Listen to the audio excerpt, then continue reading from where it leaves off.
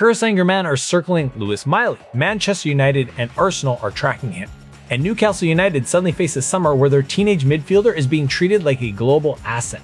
At the same time, Tottenham Hotspur have lost Cristian Romero for the rest of the season and are now in advanced talks for Andy Robertson. Throw in a red card storm around Lisandro Martinez and a relegation twist at Old Trafford, and this week stops being routine. This is where seasons tilt and reputations start to wobble.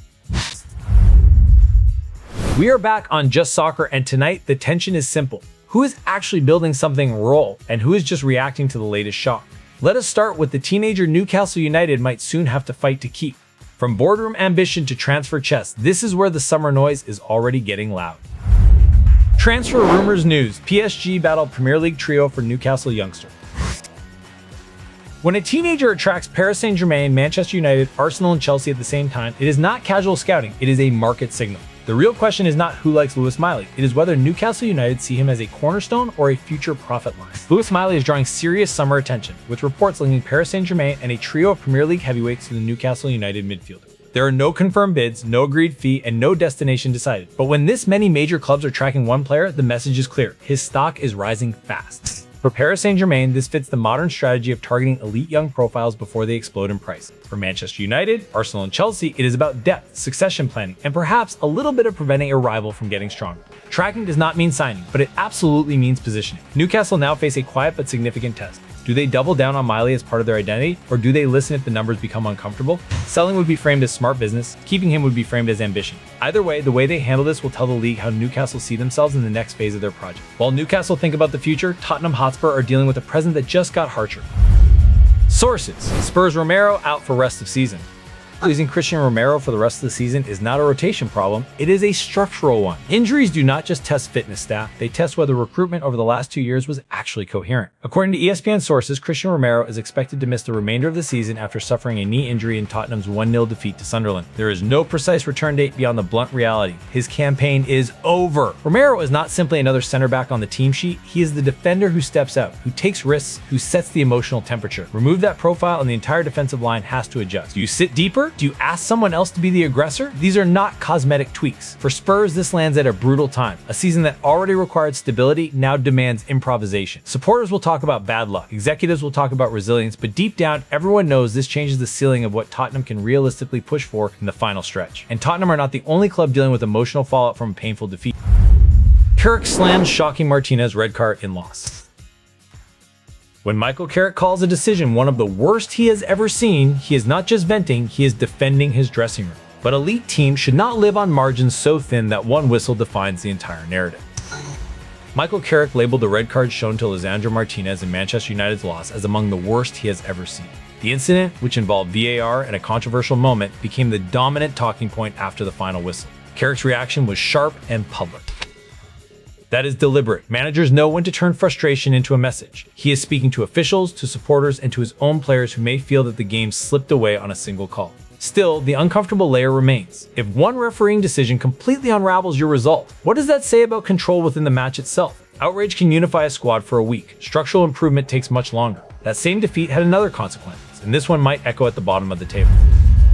Leeds get crunch time win amid relegation fight. Relegation battles are not won with beauty, they are won with nerve. An away win at Old Trafford does not guarantee survival, but it can flip belief overnight. Leeds United secured a crunch-time victory away at Manchester United, moving 6 points clear of the relegation zone. It was their second away win of the season and their first Premier League victory at Old Trafford. That is not just a statistic, that is a psychological shift. 6 points is breathing room, not safety. Nobody at Leeds will be celebrating survival yet, but in a relegation fight, space to think clearly is priceless. It changes how you prepare for the next match, it changes how the dressing room feels on Monday morning. For Manchester United, it deepens the sense of inconsistency. For Leeds, it injects belief at exactly the right time. Survival is still a fight, but now it is a fight with momentum on their side. Not all pressure shows up on the table, some of it plays out face to face with your own supporters. Szoboszlai apologizes for confrontation with fans. Modern players exist in constant dialogue with fans. Every gesture is magnified. An apology can cool things down, but it also reveals how quickly frustration can boil over. Dominic Szoboszlai has apologized to Liverpool supporters after an apparent confrontation following a match. He described the incident as a misunderstanding, making it clear there was no intent to disrespect the fans. There is no report of disciplinary action or internal punishment. The tone is de-escalation, not drama. That matters. At a club like Liverpool, the emotional bond between players and supporters is part of the identity. By addressing it directly, Szoboszlai is trying to close the gap before it widens. In a long season, small cracks can turn into loud narratives. A quick apology is often the smartest way to prevent that. That theme of managing public noise continues, this time well away from the pitch. Jorginho rose back Chapel Roan criticism. In the modern game, off-field comments travel just as fast as any highlight clip. Knowing when to retract and recalibrate is now part of a footballer's professional toolkit. Jorginho has withdrawn his criticism of pop star Chapel Roan, issuing a statement expressing regret over the impact his comments had. The story is framed as a conscious step back, an attempt to close the episode rather than inflame it further. There is no link in the reporting to any football discipline. This is about public communication and responsibility. In another era, it might have been a minor sidebar. Now it becomes a reminder that players operate in a constant media spotlight. The smart move is often to lower the temperature before a distraction becomes a storyline that follows you into the dressing room. From individual headlines to a giant question looming over Spain. Klopp, Luis Enrique are the only managers to fix Real Madrid, and why that's a problem. If only Jurgen Klopp and Luis Enrique are seen as capable of fixing Real Madrid, that says as much about the club as it does about the coaches. Believing that only superstar names can solve structural issues is a dangerous mindset. An ESPN analysis argues that Jurgen Klopp and Luis Enrique are the only managers truly equipped to handle Real Madrid's demands. The piece explores the weight of expectation, the dressing room dynamics, and the relentless standard that defines the club. This is analysis, not confirmation of an appointment. No managerial decision has been officially announced. The challenge described is about fit and authority, not about a contract already signed. But here is the deeper tension. When the public narrative shrinks your shortlist to 2 global names, every alternative feels like a compromise. Real Madrid rarely accept compromise. That is why this conversation is both fascinating and slightly dangerous. At international level, one federation has already made its call. Ghana hires Carlos Queiroz ahead of World Cup campaign. Appointing Carlos Queiroz signals experience over experimentation. World Cup preparation rewards clarity, not chaos. Ghana have appointed Carlos Queiroz as head coach of the senior national team ahead of their 2026 World Cup campaign. The move is positioned clearly as part of their preparation for the tournament. There are no details in the reporting about contract length or salary, and no final squad decisions attached to this announcement. The focus is on leadership and structure. Queiroz brings a long history of international experience. For Ghana, this is about reducing uncertainty before the biggest stage in world football. When the World Cup arrives, you do not want to be debating identity, you want to be executing it. And finally, we circle back to Tottenham because their response to crisis may already be in motion. Tottenham in advanced talks to sign Robertson.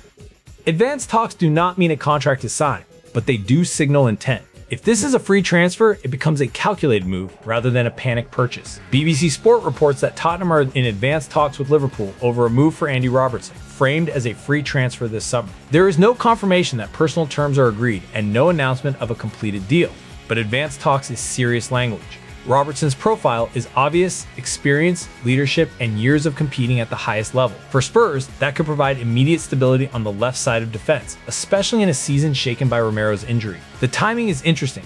One key defender ruled out, another potentially arriving. Tottenham are not waiting quietly. They are signaling that setbacks will be answered with action.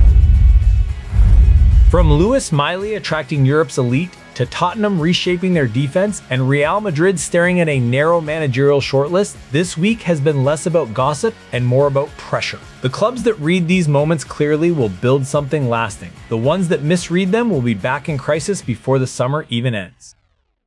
This has been Just Soccer. Stay sharp.